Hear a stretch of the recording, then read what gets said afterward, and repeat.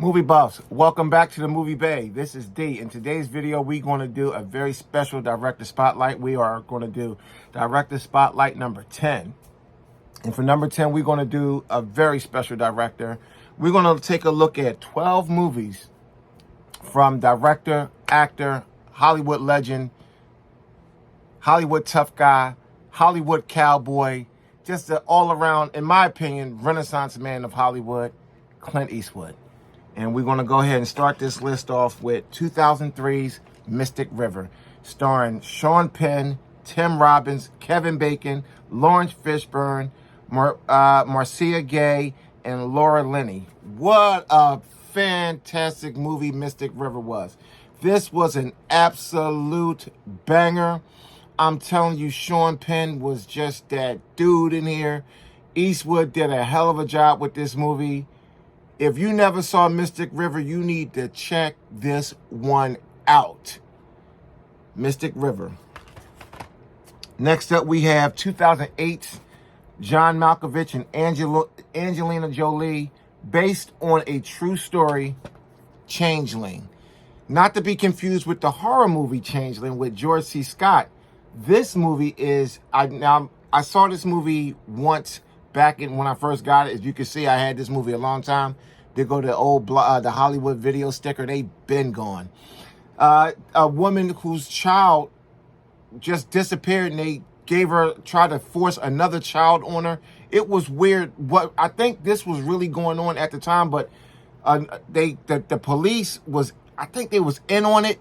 If memory served me correctly, I do believe the police was in on it. I know it was a dirty cop throughout the whole movie. He's a good actor, the guy who played the cop. I forget his name. He's not like an A-lister, but he's been in several things. As he had that show.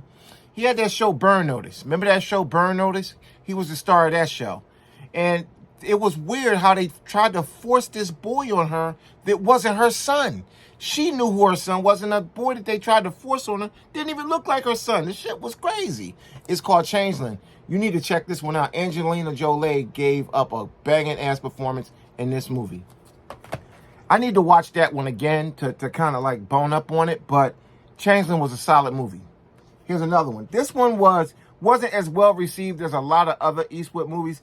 I mean, I liked it. It was okay. It wasn't his best work. This is just a passable movie. And we have here 2002's Bloodwork. Bloodwork was okay.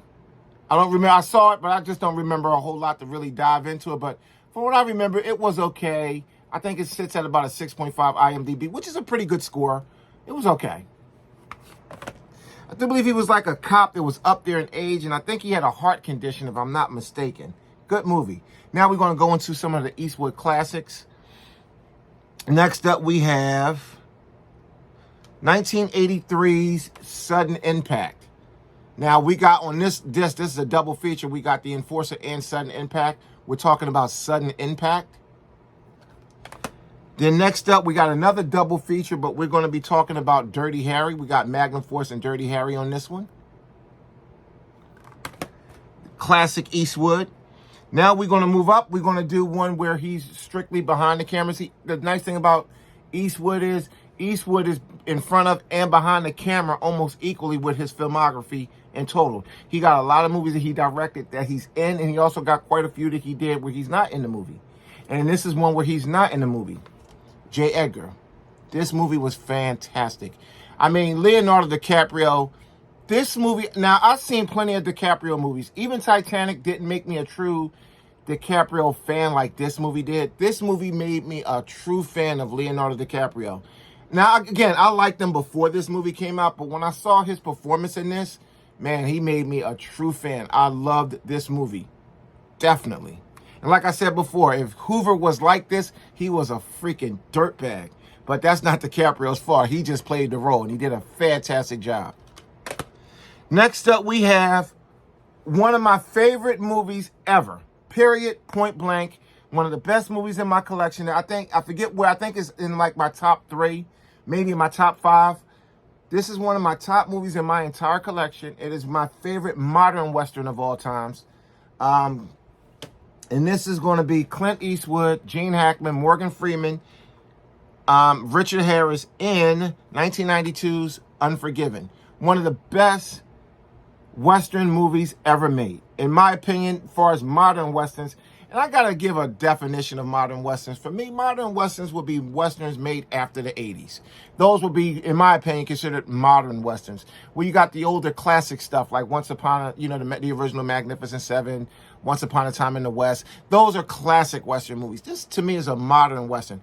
What I mean by that is just, it's made in a modern time, is shot different. Still got the authentic Western thing, but it just got a more cleaner look. You know what I'm saying? So that's what I call modern Westerns in my definition. I could be wrong in that, but it's my definition. And Unforgiven is definitely a movie that you should see if you haven't. This is a movie you should own if you don't own it. Unforgiven. Fantastic movie. Next up is one inspired by a true story. This one is 2018's The Mule. I did enjoy this. Where it sits as far as Eastwood movies go, in my opinion, it's just okay. It was a good watch. Some people raved over this movie. I thought it was okay. It wasn't a bad movie, but, it was all right. Next up, here's one. Clint Eastwood, Gene Hackman, and Ed Harris in 1997's Absolute Power. Absolute Power is a banger. It's a really good thriller.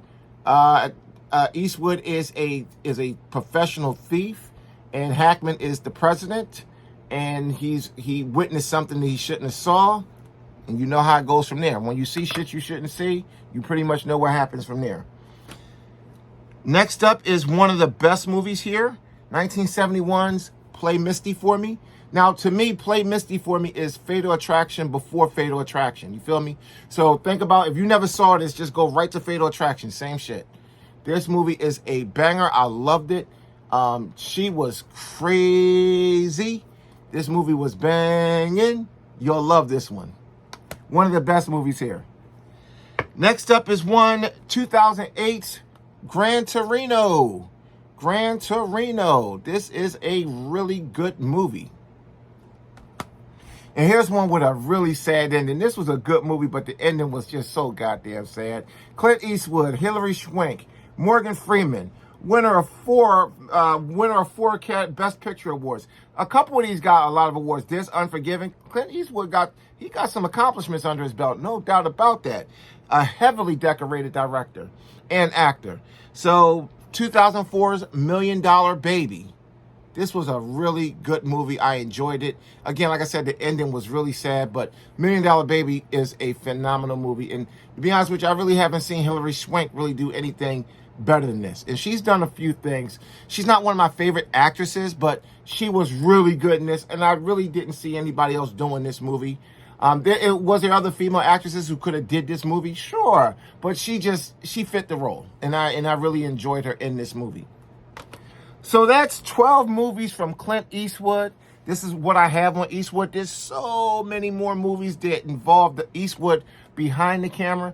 Now, if you want to talk about his filmography as a whole, directing and acting, even producing, it's probably in the hundreds. But again, we got these 12, and I thank you for watching. Thanks for watching Director Spotlight number 10. And next up for Director Spotlight, we're going to do James Cameron. I'll see you in the next video.